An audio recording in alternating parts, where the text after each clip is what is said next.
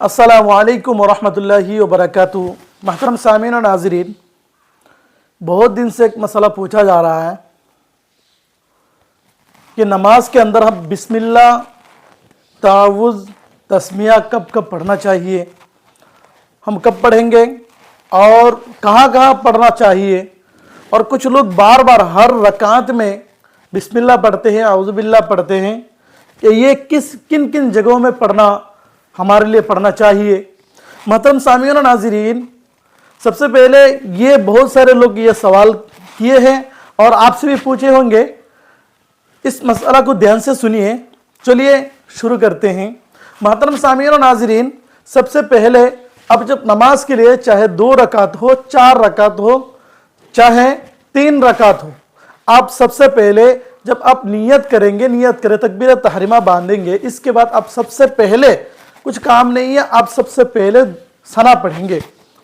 इसके बाद आप पहली रकात में, हर नमाज की पहली रकात में अब सबसे पहले तावुज़ यानी औज़ु बिल्लाहि मिनश शैतानिर रजीम, इसके बाद आप फौरन साथ साथ बिस्मिल्लाहिर रहमानिर रहीम पढ़ेंगे।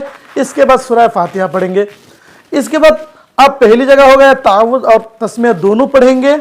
अब दूसरी जगह यानी दूसरी रकात जब आप शुरू करने जाएंगे, यानी रुकू सजदा वगैरह सब कुछ करने के बाद अब जब सूरह फातिहा पढ़ेंगे दूसरी रकात में, इस वक्त आप क्या करेंगे, सबसे पहले आप दूसरी रकात में आपको तावुज़ पढ़ने की ज़रूरत नहीं है, आप सिर्फ बिस्मिल्लाह पर इक्तिफा करें, सिर्फ बिस्मिल्लाहिर रहमानिर रहीम पढ़ें और इसका सूरह वगैरह पढ़ने के बाद इसी तरीके से तीसरी रकात, चौथी रकात, यानी हर रकात के शुरू में आप बिस्मिल्लाह, सिर्फ बिस्मिल्लाह पढ़ेंगे और हर नमाज की पहली रकात में आप तावुज़ और तस्मिया दोनों पढ़ेंगे।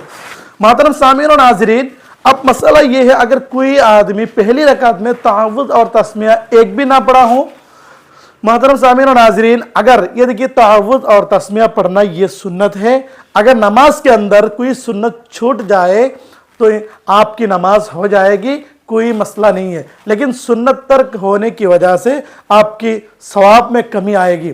महतरम सामीन और नाज़रीन, इसीलिए आप मुस्तहब हो, सुन्नत हो, वाजिबात हो, फ़राइज़ हो, हर कुछ अदा करके आप नमाज को अदा करेंगे, इंशाअल्लाह अज़ीज़ भरपूर आपको सवाब होगा।